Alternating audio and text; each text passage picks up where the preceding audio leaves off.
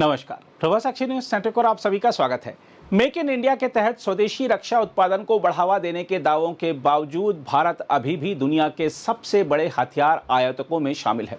Stockholm अंतर्राष्ट्रीय शांति अनुसंधान संस्थान यानी सिपरी की ताजा रिपोर्ट के अनुसार वर्ष 2021 से 2025 के बीच भारत वैश्विक स्तर पर दूसरा सबसे बड़ा हथियार आयातक बना रहा और वैश्विक आयात में उसकी हिस्सेदारी लगभग 8.2% रही।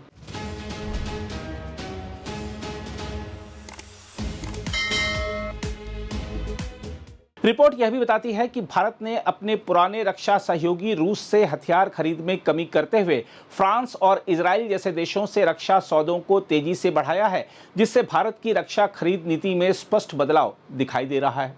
रिपोर्ट हालांकि यह भी कहती है कि मोदी सरकार के स्वदेशी रक्षा निर्माण को बढ़ावा देने के प्रयासों के कारण भारत के कुल आयात में हल्की कमी दर्ज की गई है। रिपोर्ट के अनुसार भारत ने वर्ष 2016 से 2020 की तुलना में 2021 से 2025 के बीच हथियार आयात में लगभग 4% की कमी की है। विशेषज्ञों का मानना है कि यह कमी मुख्य रूप से देश में स्वदेशी रक्षा उत्पादन को प्रोत्साहन देने और घरेलू उद्योगों की क्षमता बढ़ाने की नीति का परिणाम है। मोदी सरकार का लक्ष्य दीर्घकाल में विदेशी निर्भरता कम करते हुए आत्मनिर्भर रक्षा व्यवस्था स्थापित करना है। रिपोर्ट में यह भी सामने आया है कि भारत की दशकों पुरानी रूस पर निर्भरता में उल्लेखनीय कमी आई है। वर्ष 2011 से 2015 के बीच भारत के कुल हथियार आयात में रूस की हिस्सेदारी लगभग 70% थी, जो घटकर 2021 से 2025 के बीच करीब 40% रह गई है। इसके विपरीत फ्रांस और इजराइल भारत के प्रमुख रक्षा आपूर्तिकर्ता के रूप में तेजी से उभरे हैं।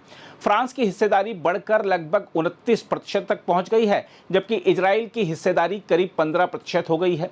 यह बदलाव भारत की रक्षा खरीद नीति में विविधता लाने और कई देशों के साथ रणनीतिक साझेदारी मजबूत करने की दिशा में महत्वपूर्ण कदम माना जा रहा है।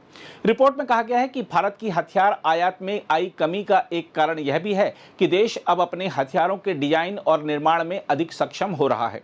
हालांकि घरेलू उत्पादन परियोजनाओं में अक्सर देरी की समस्या भी सामने आती है, फिर भी स्वदेशी क्षमता में निरंतर वृद्धि हो रही है। हम आपको बता दें कि मोदी सरकार की आत्मनिर्भर रक्षा नीति के तहत स्वदेशी युद्धक विमान, मिसाइल प्रणाली, ड्रोन और नौसैनिक उपकरणों के विकास पर तेजी से काम चल रहा है। इससे आने वाले वर्षों में विदेशी हथियारों पर निर्भरता और कम होने की उम्मीद जताई जा रही है। रिपोर्ट में यह भी कहा गया है कि निकट भविष्य में भारत कई बड़े रक्षा सौदे करने की तैयारी में है। इनमें फ्रांस से 114 रफाल युद्धक विमानों की संभावित खरीद शामिल है, जिसकी अनुमानित लागत लगभग 3.25 लाख करोड़ रुपए हो सकती है। इसके अलावा जर्मनी से वायु स्वतंत्र प्रणोदन तकनीक से लैस 6 पारंपरिक पनडुब्बियों की खरीद, अमेरिका से 6 अतिरिक्त समुद्री निगरानी विमान तथा इजराइल से मिसाइल रक्षा प्रणाली और ड्रोन से जुड़े कई समझौते प्रस्तावित हैं। इन सौदों के बाद भारत की रक्षा क्षमता और अधिक मजबूत होने की संभावना है। रिपोर्ट में दक्षिण एशिया की सुरक्षा स्थिति का उल्लेख करते हुए कहा गया है कि भारत की हथियार खरीद मुख्य रूप से चीन और पाकिस्तान से उत्पन्न सुरक्षा चुनौतियों से प्रभावित है।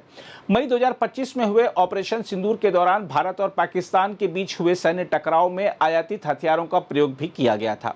विशेषज्ञों का कहना है कि चीन की बढ़ती सैन्य शक्ति और पाकिस्तान के साथ उसका घनिष्ठ रक्षा सहयोग भारत के लिए दोहरी चुनौती पैदा करता है।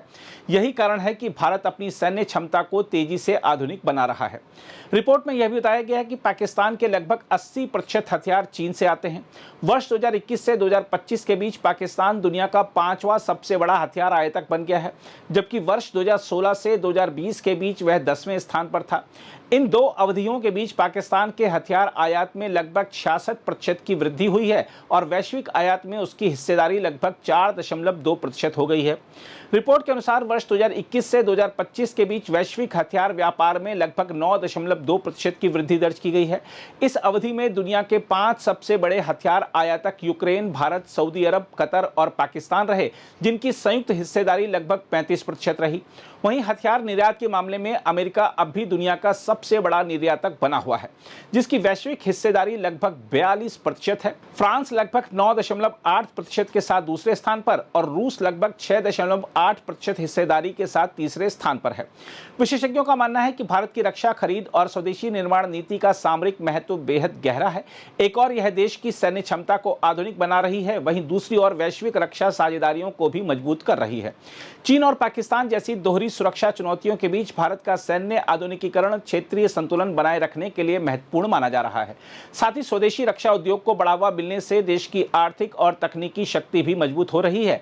इस प्रकार भारत न केवल दुनिया के प्रमुख हथियार आयातकों में बना हुआ है, बल्कि धीरे धीरे आत्मनिर्भर रक्षा शक्ति बनने की दिशा में भी निर्णायक कदम बढ़ा रहा है।